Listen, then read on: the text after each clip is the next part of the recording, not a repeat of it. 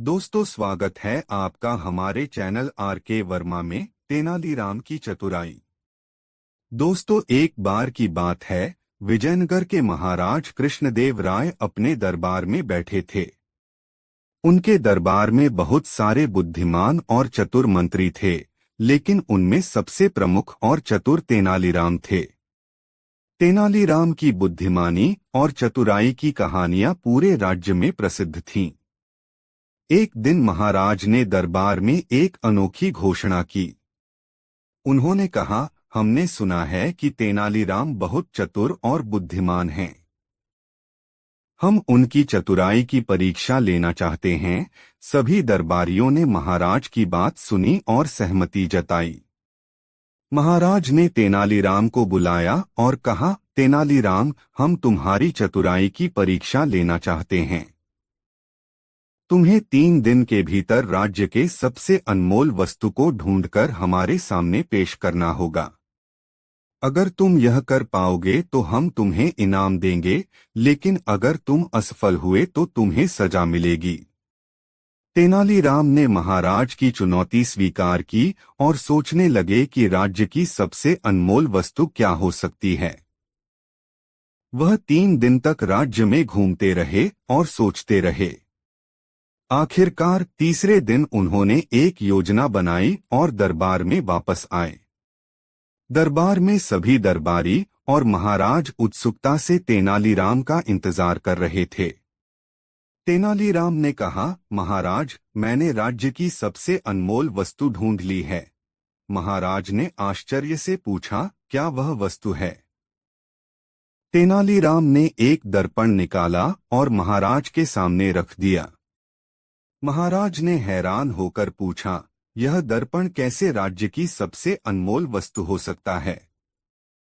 तेनालीराम ने मुस्कुराते हुए कहा, महाराज, इस दर्पण में जो चेहरा आप देख रहे हैं, वही राज्य की सबसे अनमोल वस्तु है। आपके बिना यह राज्य अधूरा है। आप ही इस राज्य की शक्ति और संप्रभुता का प्रतीक हैं। इसलिए आपके बिना यह राज्य कुछ भी नहीं है। महाराज कृष्णदेव राय तेनालीराम की बुद्धिमानी से बहुत प्रभावित हुए। उन्होंने तेनालीराम की तारीफ की और उन्हें इनाम देने का वादा किया। सभी दरबारियों ने भी तेनालीराम की चतुराई की सराहना की। इस प्रकार तेनालीराम ने एक बार फिर अपनी बुद्धिमानी और चतुराई से सभी को प्रभावित किया और सिद्ध कर दिया कि वह वास्तव में सबसे चतुर हैं। महाराज ने तेनालीराम को बहुमूल्य उपहार दिए और उनकी प्रशंसा की। तेनालीराम की यह कहानी पूरे राज्य में फैल गई और लोग उनकी चतुराई के किस्से सुनकर आनंदित होने लगे। इस कहानी से यह सीखने को मिलता है कि बुद्धिमानी और चतुराई का सही उपयोग करने से हर समस्या का समाधान मिल सकता है। तेनालीराम की तरह हमें भी हर चुनौती का सामना धैर्य और समझदारी से करना चाहिए। दोस्तों, वीडियो को एक लाइक जरूर कर दे। तेनालीरामन की चतुराई के किस्से हमेशा से ही रोचक और प्रेरणादायक रहे हैं। एक ऐसा ही किस्सा है जिसमें तेनालीरामन ने अपनी बुद्धिमानी से राजा और राज्य को बड़ी मुसीबत से बचाया। तेनालीरामन और चोर। विजयनगर के राजा कृष्णदेव राय के दरबार में एक दिन एक व्यापारी पहुंचा। वह बहुत परेशान और चिंतित था। उसने दरबार में अपनी समस्या सुनाई, महाराज, मैं एक बहुत अमीर व्यापारी हूं। मेरी संपत्ति बहुत बड़ी है, लेकिन पिछले कुछ समय से मेरे घर में चोरी हो रही है। हर रात कुछ न कुछ सामान गायब हो जाता है। मैंने अपने नौकरों से पूछताछ की, पर कोई सुराग नहीं मिला। मुझे डर है कि कहीं एक दिन मेरी पूरी संपत्ति ही चोरी न हो जाए। राजा ने व्यापारी की बात सुनी और दरबारियों से सुझाव मांगे। सभी दरबारियों ने अपने अपने तरीके सुझाए, लेकिन कोई ठोस समाधान नहीं मिल पाया। तब राजा ने तेनालीरामन को बुलाया और उससे मदद मांगी। तेनालीरामन ने व्यापारी से कहा, आप चिंता न करें। आज रात मैं आपके घर पर रहूंगा और चोर को पकड़ने की कोशिश करूंगा। रात को तेनालीरामन व्यापारी के घर पहुंचा। उसने व्यापारी के घर का पूरा निरीक्षण किया और फिर एक योजना बनाई। उसने व्यापारी से कहा, आज रात हम सभी को सोने का नाटक करना होगा। मैं देखूंगा कि चोर कैसे और कब आता है। रात गहराते ही सभी सोने का नाटक करने लगे। तेनालीरामन ने खुद को एक कोने में छिपा लिया। आधी रात के बाद उसने देखा कि एक छाया धीरे धीरे घर में दाखिल हो रही है। तेनालीरामन ने अपने साथ लाए हुए घोड़े के बाल का इस्तेमाल किया और उसे दरवाजे पर इस तरह से बांध दिया कि जैसे ही चोर दरवाजे से बाहर निकले वह उसमें फंस जाए। कुछ देर बाद चोर घर का कीमती सामान लेकर बाहर निकलने की कोशिश करने लगा और तभी वह बाल में फंस गया। चोर ने बहुत कोशिश की लेकिन निकल नहीं पाया। तेनालीरामन ने तुरंत व्यापारी को जगाया और चोर को पकड़ लिया। अगले दिन सुबह तेनालीरामन ने चोर को राजा के सामने पेश किया। चोर ने कबूल किया कि वह ही लगातार चोरी कर रहा था। राजा कृष्णदेवराय ने तेनालीरामन की चतुराई की प्रशंसा की और उसे पुरस्कार से नवाजा। व्यापारी ने भी तेनालीरामन का धन्यवाद किया और कहा, आपकी बुद्धिमानी ने मेरी संपत्ति और मेरी नींद दोनों को बचाया। इस तरह तेनालीरामन ने अपनी चतुराई और बुद्धिमानी से न केवल व्यापारी की मदद की बल्कि राज्य में सुरक्षा का भी भरोसा दिलाया। तेनालीरामन की कहानियां हमें हमेशा यह सिखाती हैं कि बुद्धिमानी और चालाकी से किसी भी मुश्किल समस्या का हल निकाला जा सकता है। दोस्तों, एक कहानी आपको कैसी लगी कमेंट में जरूर बताएं। 3 तेनालीराम और अदृश्य चोर नई मजेदार कहानी। विजयनगर के महाराज कृष्णदेव राय के राजमहल में आए दिन अजीब अजीब घटनाएं घटित होती रहती थीं। एक दिन दरबार में एक विचित्र घटना घटी। महाराज के खजाने से सोना और बहुमूल्य रत्न चोरी हो गए थे।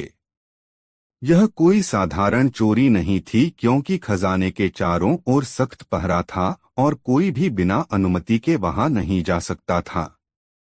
महाराज ने यह समस्या हल करने के लिए अपने सबसे चतुर और विश्वस्त दरबारी तेनालीराम को बुलाया। तेनालीराम ने महाराज से कहा, महाराज, यह चोरी कोई साधारण व्यक्ति नहीं कर सकता। मुझे लगता है कि यह काम किसी अदृश्य चोर का है। महाराज और दरबारी तेनालीराम की इस बात पर हंसने लगे। लेकिन तेनालीराम ने अपनी योजना बनाई और महाराज से कहा, मुझे एक रात का समय दीजिए, मैं इस अदृश्य चोर को पकड़ने का प्रयास करूंगा। उस रात तेनालीराम ने खजाने के कमरे में कई प्रकार के रंगीन पाउडर और आटे को चारों ओर बिखेर दिया और खजाने के दरवाजे के पास छिपकर बैठ गए। कुछ घंटों बाद उन्होंने कमरे में कुछ आवाज सुनी। कोई अदृश्य व्यक्ति कमरे में प्रवेश कर रहा था। जैसे ही वह अदृश्य चोर कमरे में घुसा, उसके पैर रंगीन पाउडर और आटे से सने गए। तेनालीराम ने तुरंत खजाने के दरवाजे को बंद कर दिया और चोर को पकड़ने के लिए महाराज को बुलाया। महाराज और दरबारी तुरंत वहां पहुंचे। तेनालीराम ने कहा, महाराज, इस कमरे में एक अदृश्य चोर है।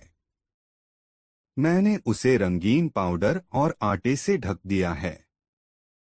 अब आप उसे देख सकते हैं। जब उन्होंने ध्यान से देखा तो कमरे में एक व्यक्ति दिखाई दिया जिसके पैरों पर रंगीन पाउडर और आटे के निशान थे। वह चोर दरबार का ही एक सेवक था जिसने अदृश्य होने की तकनीक सीखी थी और इस तकनीक का दुरुपयोग कर रहा था। महाराज कृष्णदेव राय ने तेनालीराम की चतुराई की प्रशंसा की और चोर को कड़ी सजा दी। तेनालीराम की बुद्धिमानी और चतुराई ने फिर एक बार दरबारियों और महाराज को प्रभावित किया। इस प्रकार तेनालीराम ने अपनी सूझबूझ और चतुराई से अदृश्य चोर को पकड़कर महाराज का खजाना बचा लिया और अपनी बुद्धिमत्ता का प्रमाण दिया। इस कहानी से यह सीखने को मिलता है कि समस्या चाहे कितनी भी कठिन क्यों न हो, बुद्धिमानी और चतुराई से उसका समाधान निकाला जा सकता है। दोस्तों, वीडियो को एक लाइक जरूर कर दे। 4 तेनालीराम और जादुई आम का पेड़ बहुत मजेदार कहानी। दोस्तों, विजयनगर के महाराज कृष्णदेव राय अपने बगीचे में टहल रहे थे जब उन्होंने देखा कि एक विशाल आम का पेड़ सूख रहा है। यह आम का पेड़ उनके लिए बहुत महत्वपूर्ण था क्योंकि यह जादुई था और हर साल केवल एक ही आम देता था। उस आम को खाने से इंसान की सभी बीमारियां दूर हो जाती थीं। महाराज इस बात से बहुत चिंतित हो गए और उन्होंने अपने दरबार में सभी विद्वानों और वैद्यों को बुलाया, लेकिन कोई भी इस समस्या का समाधान नहीं ढूंढ पाया। अंत में महाराज ने तेनालीराम को बुलाया और उसकी चतुराई पर भरोसा करते हुए कहा, तेनालीराम, हमारे बगीचे का जादुई आम का पेड़ सूख रहा है। हमें इसका कारण समझ नहीं आ रहा और न ही कोई इसका इलाज बता पा रहा है।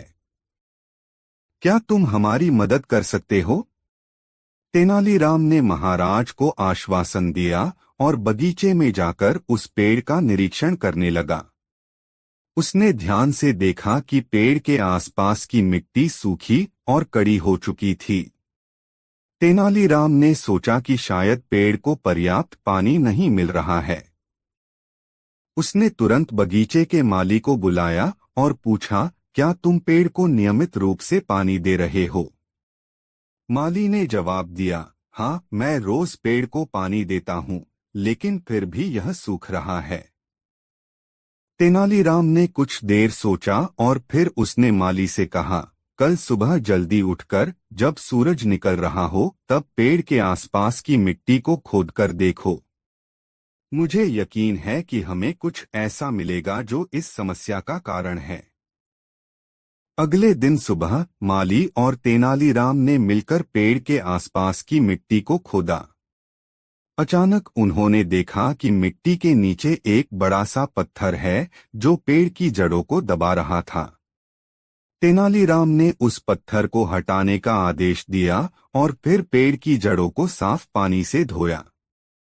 कुछ दिनों बाद पेड़ फिर से हरा भरा हो गया और उसमें फिर से नए पत्ते और फूल आने लगे। महाराज कृष्णदेव राय तेनालीराम की चतुराई से बहुत प्रसन्न हुए और उन्होंने तेनालीराम को इनाम दिया। इस प्रकार तेनालीराम ने अपनी बुद्धिमानी और सूझबूझ से जादुई आम के पेड़ को बचा लिया और महाराज की चिंता को दूर किया। इस कहानी से हमें यह सीखने को मिलता है कि धैर्य और बुद्धिमानी से हर समस्या का समाधान मिल सकता है। दोस्तों, वीडियो को एक लाइक जरूर कर दे। 5 ईमानदारी बहुत मजेदार कहानी। महाराज कृष्णदेव राय कभी कभी अपने दरबार में इतने सहज हो जाते थे कि उन्हें देखकर कोई कह नहीं सकता था कि वे एक कुशल प्रशासक, कुशल राजनीतिज्ञ और अनुशासन प्रिय शासक हैं।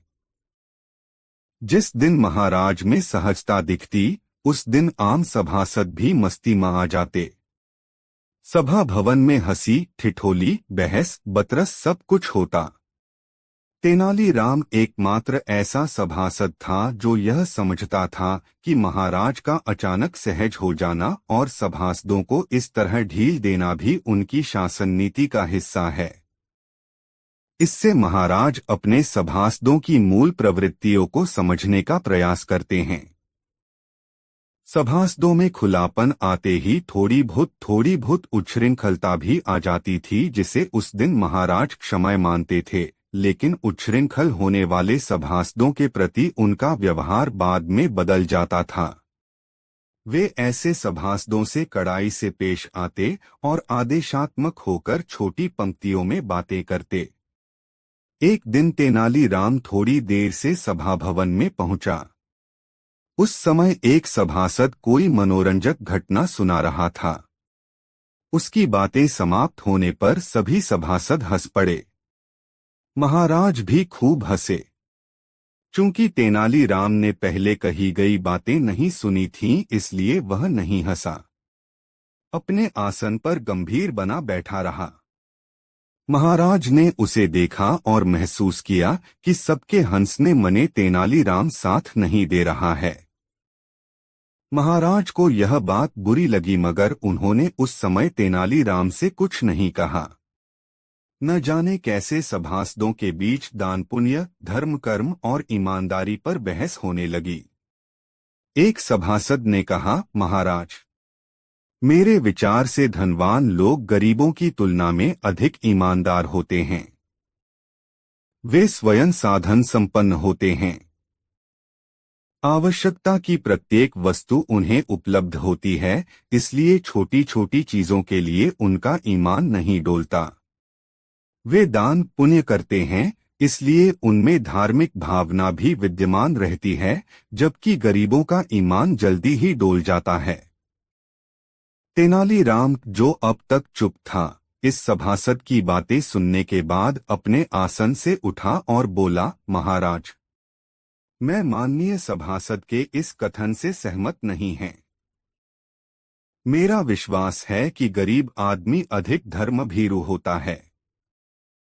वह भगवान से डरता है, इसलिए वह गलत काम करने से बचता है। ईश्वर का भय गरीबों को इतना अधिक होता है कि उसका ईमान इसी भय के कारण डोलता नहीं। धनवान में ईश्वर का भय इस तरह का नहीं होता। उसके दान पुण्य में भी लौकिक प्रतिष्ठा की चाह छुपी रहती है कि लोग उसे ऐश्वर्यशाली और परोपकारी के रूप में स्वीकार करें। तेनालीराम की गंभीर वाणी थोड़ी देर तक सभा भवन में अनुगूंज उत्पन्न करती रही। तेनालीराम के चुप होते ही महाराज ने कहा, तेनालीराम, तुम एक मूल बात भूल रहे हो। ईमानदारी एक मानवीय गुण है जो किसी में भी हो सकता है। इसमें धनवान और निर्धन की कोई बात ही नहीं है। तेनालीराम ने कहा, आप ठीक कह रहे हैं महाराज। बस मैं यह कह रहा था कि गरीबों के संघर्ष की ऊष्मा ईमानदारी की ऊष्मा के समरूप होती है। इसी ऊष्मा के कारण गरीबों में उचित अनुचित का ध्यान रखने की प्रवृत्ति विकसित हो जाती है। तो तुम फिर वही कह रहे हो कि गरीबों में ईमानदारी होती है और धनवान वैभव संपन्न लोगों में अपेक्षाकृत इसका अभाव रहता है? महाराज ने पूछा। जी हाँ श्रीमान, यही कहना चाहता है मैं, तेनालीराम ने निर्भीक होकर कहा।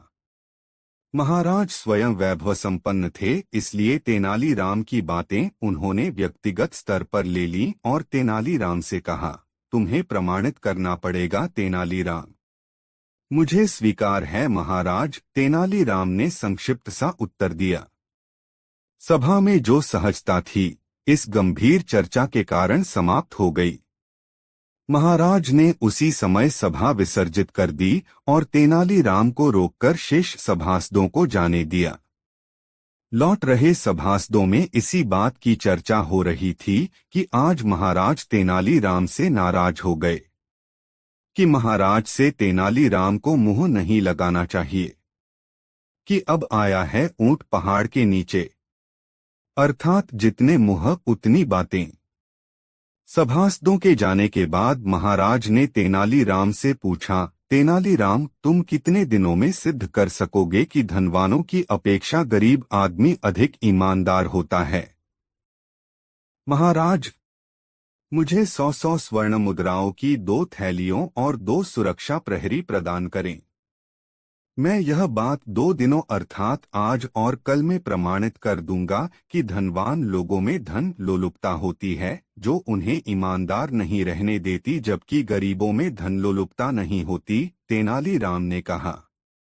महाराज तेनालीराम के इस उत्तर से भीतर ही भीतर तिलमिला गए, मगर उन्होंने कुछ कहा नहीं।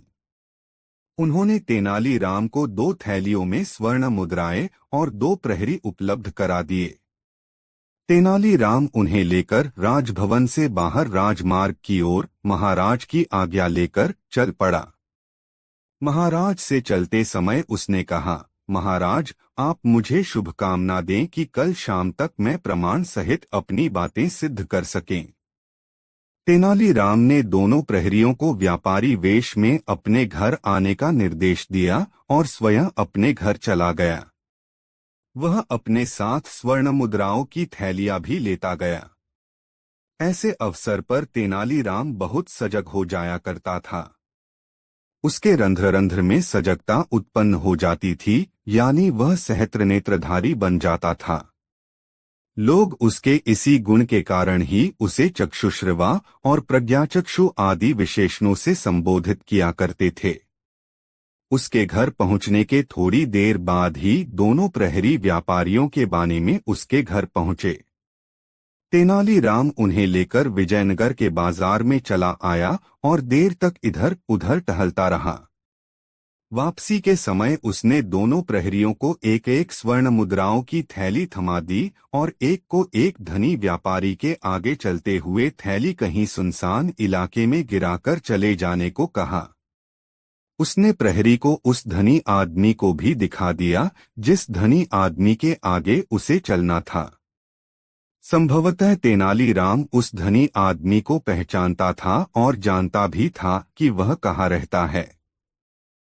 पुनः दूसरे प्रहरी को एक गरीब आदमी के आगे आगे जाने का उसने निर्देश दिया और प्रहरी को बता दिया कि उस गरीब आदमी का गंतव्य क्या है। इस प्रहरी को भी तेनालीराम ने सुनसान स्थान पर थैली इस तरह गिराने को कहा जिसे वह गरीब आदमी देख ले। अपनी व्यूहरचना तैयार कर लेने के बाद उसने दोनों प्रहरियों को यह निर्देश भी दिया कि वे दोनों थैलियां गिरा देने के बाद तेजी से आगे जाएं और कहीं छुप जाएं। जब उनका शिकार राह में गिरी थैली लेकर बढ़े तब वे उनका पीछा करें और देखें कि वे थैली का क्या करते हैं।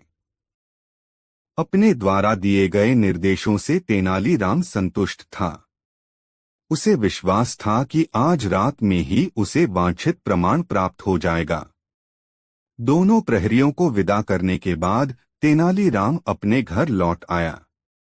दूसरे दिन सुबह ही दोनों प्रहरी तेनालीराम के घर पर पहुंच गए। वह उस समय दरबार जाने के लिए तैयार हो रहा था। उसने प्रहरियों से पूछा, क्या समाचार लाए हो? एक प्रहरी ने तेनालीराम से कहा, श्रीमान, मैं आपके निर्देश पर जिस व्यक्ति के पीछे गया था उसका नाम गिरिधारी लाल है। उसकी बाजार में सोने चांदी के जेवरों की दुकान है। बहुत पैसे वाला आदमी है वह। अभी उसकी बात पूरी नहीं हुई थी कि तेनालीराम ने उसे टोक दिया, अरे भाई, मैंने तुम्हें किसी के पीछे नहीं भेजा था, आगे भेजा था। ठीक से सारी बातें बताओ। क्षमा करना श्रीमान, भूल हो गई, प्रहरी ने कहा और कल शाम को घटित घटना बताने लगा। श्रीमान, जब मैं उस आदमी, मेरा मतलब है कि गिरिधारी लाल के आगे आगे चलते हुए कदम पेड़ के पास पहुंचा तो मुझे राह पूरी तरह खाली दिखी। सुनसान रास्ते पर दो ही मुसाफिर थे, मैं और वह। मैं उससे मात्र 4 कदम की दूरी पर था।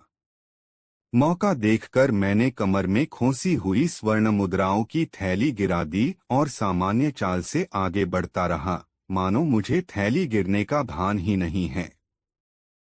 कुल 4 कदम चलकर मैंने अपनी गर्दन पीछे की ओर हल्के से घुमाई तो पाया वह व्यक्ति नीचे गिरी थैली उठा रहा था। मैंने अपनी गति बढ़ा दी। थैली उठाने के बाद वह थोड़ी धीमी गति से चलने लगा। मैं तेज चलता हुआ राह में आए एक पेड़ की ओट लेकर खड़ा होकर उसकी प्रतीक्षा करने लगा। जब वह उस पेड़ से थोड़ा आगे निकल गया तब मैं भी पेड़ की ओट से बाहर निकलकर उसका पीछा करने लगा। वह आदमी हल्दी बाजार के निकट बसे कुलीनों के मोहल्ले मने बने गुलाबी मकान में रहता है। उसके घर की बाहरी दीवार पर उसका नाम खुदा हुआ है, गिरिधारी लाल। मैंने घर के चारों ओर छोड़ी गई खुली जमीन का लाभ लिया और एक कमरे की खुली खिड़की से अंदर झांका तो पाया कि गिरिधारी लाल थैली से स्वर्ण मुद्राएं निकालकर गिन रहा है। उसने मुद्राएं गिनकर उन्हें थैली में रखा और आसमान की ओर हाथ जोड़े कुछ देर तक खड़ा रहा। फिर स्वर्ण मुद्राओं की थैली को कमरे में लगी तिजोरी में रखा। तभी एक वृद्ध व्यक्ति उस कमरे में आया और पूछा, क्या बात है गिरिधारी, तुमने हाथ पांव भी नहीं धोए और कमरे में चले आए? तुम्हारा स्वास्थ्य तो ठीक है। प्रत्युत्तर में उसने क्या कहा, मैं नहीं सुन पाया। तेनालीराम ने उस प्रहरी की पीठ थपथपाई और दूसरे प्रहरी की ओर देखकर पूछा, तुम्हारा समाचार? उस प्रहरी ने कहा, श्रीमान, मैं जिस व्यक्ति के पीछे गया था वह बहुत गरीब और ईमानदार आदमी है। हल्दी बाजार के पश्चिम में बसे मछुआरों की बस्ती में रहता है। जब मैं उसके आगे चलते हुए एक स्थान पर थैली गिराकर आगे बढ़ा तब उसने आवाज लगाई, रे भाई साहब, आपकी थैली। मैंने उसकी आवाज अनसुनी कर दी और तेजी से आगे बढ़ने लगा और वह हाथ में थैली लिए लगभग दौड़ता हुआ भाई साहब पुकारता रहा। अभी वह 2-4 कदम ही दौड़ पाया था कि उसके पांव में किसी चीज से ठोकर लगी और वह गिर पड़ा। उसके हाथ से थैली छिटक गई और उसमें से स्वर्ण मुद्राएं निकलकर सड़क पर बिखर गईं। तब तक मैं सड़क के पास के एक गड्ढे में जाकर छुप गया। थोड़ी देर बाद वह आदमी हाथ में थैली लिए इधर-उधर देखता हुआ तेज कदमों से जाता दिखा। संभवतः वह मुझे ही तलाश रहा था। मैं थोड़ी देर के बाद उस गली से निकला और उससे कुछ दूरी बनाकर चलने लगा।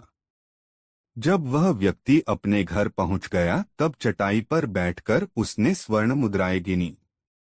उसने एक कपड़े के टुकड़े में थैली बांधकर अपने हाथ में ले ली और उसने कहीं जाने के लिए निकल गया।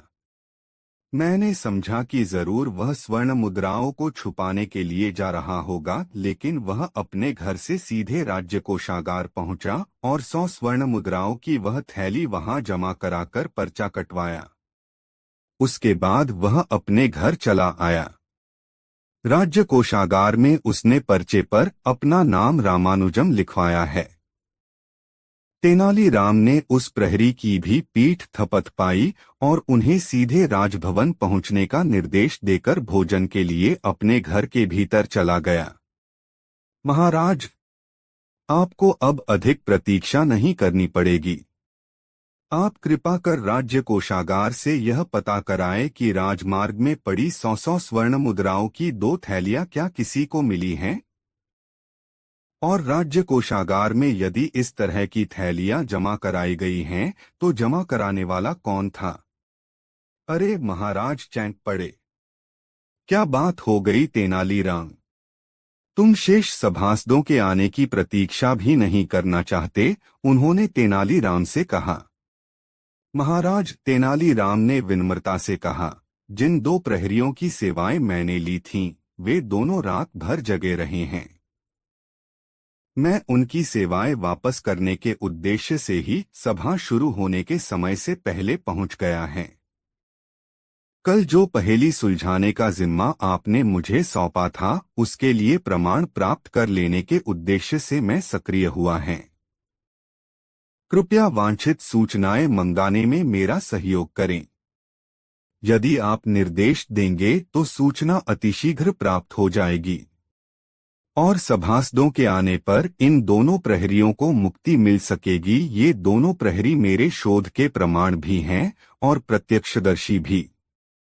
महाराज कृष्णदेव राय समझ चुके थे कि तेनालीराम ने गरीबी और ईमानदारी का संबंध स्थापित करने का कोई सूत्र अवश्य पा लिया है।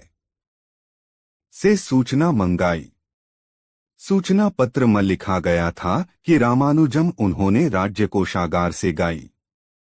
सूचना पत्र में लिखा गया, नाम एक व्यक्ति स्वर्ण मुद्राओं कल मध्य रात्रि से पूर्व जमा कराई है। यह थैली उसे राजमार्ग से हल्दी बाजार जाने वाली राह पर मिली थी। रामानुजम हल्दी बाजार के पास मछेरों की बस्ती में रहता है और मधुमक्खियों के छत्ते से मधु निकालने का कार्य करता है। महाराज ने सूचना पत्र का अवलोकन कर उसे तेनालीराम को सौंप दिया। जब सभा भवन में सभी सभासद पहुंच गए तब तेनालीराम ने कहना आरंभ किया, महाराज, आपके निर्देश पर कल मैंने एक प्रयोग किया और प्रयोग का परिणाम मुझे आज मिल गया। यह सूचना पत्र जो राज्य कोषागार से मंगाया गया है वह एक गरीब व्यक्ति के ईमानदार होने का प्रमाण पत्र है। यह सूचना पत्र बताता है कि गरीब आदमी धनलोलुप नहीं होता है। फिर तेनालीराम ने सविस्तार अपनी योजना के क्रियान्वयन की कथा सभा भवन में सुनाई। प्रमाण के रूप में दोनों प्रहरियों को प्रस्तुत किया। दोनों प्रहरियों ने सभासदों को संपूर्ण घटना की जानकारी दी। महाराज ने सिपाहियों को भेजकर सेठ गिरिधारी लाल को पकड़वाकर मंगवाया। पहले तो सेठ इस घटना को ही गलत बताता रहा, लेकिन जब तेनालीराम ने उससे कहा कि 100 स्वर्ण मुद्राओं से भरी थैली तुमने अपने कमरे की दीवार में लगी तिजोरी में रखी है, तब वह सेठ टूट गया और अपना अपराध स्वीकार कर लिया। महाराज ने सिपाहियों को भेजकर स्वर्ण मुद्राएं मंगा लीं और उसे राज्य कोषागार को सौंप दिया गया। सेठ गिरिधारी लाल को महाराज ने जेल भिजवा दिया। गरीब रामानुजम को दरबार में बुलाकर 100 स्वर्ण मुद्राएं उसकी ईमानदारी के पुरस्कार स्वरूप प्रदान की। इसके बाद महाराज ने तेनाली को अपने गले से लगा लिया और कहा, सचमुच तेनालीराम, तुम्हारी मेधा का कोई दूसरा उदाहरण मैंने कहीं नहीं देखा। दोस्तों, यह वीडियो आपको कैसा लगा कमेंट में जरूर बताएं। 6 महत्वाकांक्षी युवा तपस्वी बहुत मजेदार कहानी। दोस्तों, विजयनगर में प्रत्येक वर्ष कोई न कोई उत्सव समारोह आदि हुआ करता था। महाराज कृष्णदेव राय उत्सव प्रेमी ही नहीं, अध्यात्म प्रेमी भी थे। उनका मानना था कि आध्यात्मिक होने का अर्थ यह नहीं है कि आप धार्मिक कर्मकांडों में उलझ जाएं। ये कर्मकांड तो मनुष्य को विचारों की संकीर्णता की ओर ले जाते हैं। यह करो, ऐसे करो बताने वाले कर्मकांड निषेध और वर्जनाओं पर आधारित हैं, क्योंकि ये यह भी बताते हैं कि वह न करो, वैसा न करो। प्रायः महाराज अपने चिंतन की चर्चा तेनालीराम से करते रहते थे। एक उत्सव के अवसर पर महाराज ने प्रसन्न होकर एक तपस्वी को विजयनगर में कुटिया बनाने के लिए भूमि एवं अन्य सुविधाएं दे दी। तेनालीराम ने महाराज के इस व्यवहार पर अपनी शंका जताई, महाराज, मुझे तो यह युवा तपस्वी कहीं से भी पहुंचा हुआ प्राणी नहीं लगा और न ही इसमें पांडित्य की वैसी प्रखरता है जिससे यह दूसरों का मार्गदर्शन कर सके। फिर आपने यह उदारता क्यों दिखाई? देखो तेनालीराम, मैं विजयनगर का राजा है और इससे इतर भी मेरा एक निजत्व है। मैं स्वयं आध्यात्मिक चिंतक हैं। विजयनगर में हर वर्ष आयोजित होने वाले समारोहों का उद्देश्य ही है लोगों को जोड़ना। इन समारोहों के समय ऐसे अनेक कार्यक्रम होते हैं जिनमें भाग लेकर या देख सुनकर लोगों की दमित इच्छाओं की पूर्ति हो जाती है। इसलिए विजयनगर के निवासियों में तुम्हें संतोष और उल्लास की कमी नहीं दिखेगी। यही है मेरे शासन की सफलता का पहला सोपान। मेरे पास जब यह युवक पहुंचा तब मुझे यह विश्वास हो गया कि यह युवक महत्वाकांक्षी है, अन्यथा सामान्य साधु संतों की तरह यह किसी के द्वार पर भी जा सकता था। जब इसने मुझसे विजयनगर में कुटिया बनाने की सुविधा मांगी तो मेरे सामने यह बात साफ हो गई कि यह युवक किसी दूसरे राज्य से आया है। इस प्रकार एक राजा के समक्ष वह एक शरणागत की तरह था, तो उसे कुटिया बनाने की सुविधा देकर मैंने राजधर्मानुकूल कार्य किया है। रही उसके सिद्ध नहीं होने की बात, तो मुझे विश्वास है कि वह सिद्धि तो प्राप्त कर ही लेगा, क्योंकि महत्वाकांक्षी व्यक्ति वांछित को प्राप्त करके ही दम लेता है, महाराज ने कहा। महाराज की तर्कसंगत बातें सुनकर तेनालीराम मौन हो गया। धीरे धीरे समय बीतता रहा। महाराज उस युवक को भूल गए। 2 राज्य महोत्सव बीत गए। उस युवक ने महाराज के दर्शन नहीं किए। तीसरे राज्य महोत्सव के प्रारंभ में ही वह युवक महाराज के पास पहुंचा। उसके मुख से विद्वत्ता का तेज प्रकट हो रहा था। वह दूर से ही तेजस्वी प्रतीत हो रहा था। युवक ने महाराज के समीप आकर कहा, महाराज, मैंने सभी धर्म ग्रंथों का अध्ययन कर लिया है। मैं सभी शास्त्रों का ज्ञाता हो गया है। आप मुझे अपना गुरु बना लें। महाराज ने युवक की ओर मुस्कुराते हुए देखा और बोले, युवक, यह ठीक है कि तुमने सभी शास्त्र पढ़ लिए हैं, मगर मेरा गुरु बनने के लिए इतना ही काफी नहीं है। अब तो तुम्हें अपने अध्ययन पर चिंतन करना चाहिए। मुझे ऐसा आभास हो रहा है कि तुम में अभी भी कोई कमी है, जिसके कारण मैं अभी तुम्हें अपना गुरु नहीं बना सकता। महाराज की बातें सुनकर वह युवक वापस लौट गया। तेनालीराम उस समय वहीं था। उसने महाराज और युवक की बातें सुनी थीं। उसने कहा, महाराज, आपने ठीक ही कहा था कि युवक बहुत महत्वाकांक्षी है। सोद्देश्य साधना कर रहा है, यह भी उसके महत्वाकांक्षी होने का संकेत है। और देखिए, उसकी महत्वाकांक्षा की पराकाष्ठा, वह आपका गुरु बनना चाहता है। इसका अर्थ तो यही है कि वह विजयनगर का राजगुरु बनने की अभीप्सा से यहाँ आया है। तुम ठीक समझे तेनालीराम, महाराज ने उत्तर दिया। और बात वहीं समाप्त हो गई। महाराज अपनी सामान्य दिनचर्या में लग गए। वही रोज दरबार का कामकाज देखना और कभी कभी प्रजा का दुख सुख जानने के लिए विजयनगर के भ्रमण पर निकल जाना, यही थी उनकी सामान्य दिनचर्या। वर्ष बीतते देर नहीं लगी। महाराज अपने अभ्यास के अनुरूप ही वार्षिक समारोह की तैयारियों की स्वयं समीक्षा करते। कौन कौन से कार्यक्रम आयोजित होंगे, कहाँ रंगमंच बनेगा, पंसाला कहाँ लगेगी और भोजनालय कहाँ बनेगा, प्रजा को इस वर्ष के समारोह के समय राज्य की ओर से मिलने वाले भोजन के लिए क्या क्या पकेगा, यानी छोटी से छोटी बात के लिए भी महाराज स्वयं निर्देश दे रहे थे। तेनालीराम हमेशा की तरह उनके साथ था। हर्षोल्लास के साथ विजयनगर का वार्षिकोत्सव आरंभ हुआ। इस वार्षिकोत्सव के आरंभ में वह युवा तपस्वी महाराज के पास आया, लेकिन इस बार उसने महाराज से गुरु बनाने को नहीं कहा। महोत्सव के अवसर पर उसने महाराज को शुभकामनाएं दी तथा महाराज से कहा, महोत्सव के समय रासरंगमनोरंजन के साथ ही उन्हें कोई धार्मिक अनुष्ठान कराना चाहिए। महाराज ने तेनालीराम की ओर देखा। तेनालीराम ने महाराज का भाव समझा और युवा तपस्वी से कहा, प्रभु, सभी धर्म एक सी ही बात करते हैं, इसलिए संशय है कि कौन सा धार्मिक अनुष्ठान किया जाए, और जब तक संशय है तब तक कोई अनुष्ठान हो ही नहीं सकता, क्योंकि संशयुक्त मन से धर्म की बातें संभव नहीं हैं। युवा तपस्वी ने कहा, आप ठीक कह रहे हैं। तेनालीराम ने उस युवा तपस्वी से विनम्रता के साथ कहा, प्रभु, ऐसा प्रतीत होता है कि आपने चिंतन कार्य तो पूरी निष्ठा से किया है, अब आप निष्ठा पूर्वक मनन कार्य में लगे, तब ही आपकी साधना पूर्ण होगी। वह युवक वहां से चला गया। महाराज महोत्सव का आनंद उठाने में लगे और तेनालीराम सखा भाव से उनके साथ रमा रहा।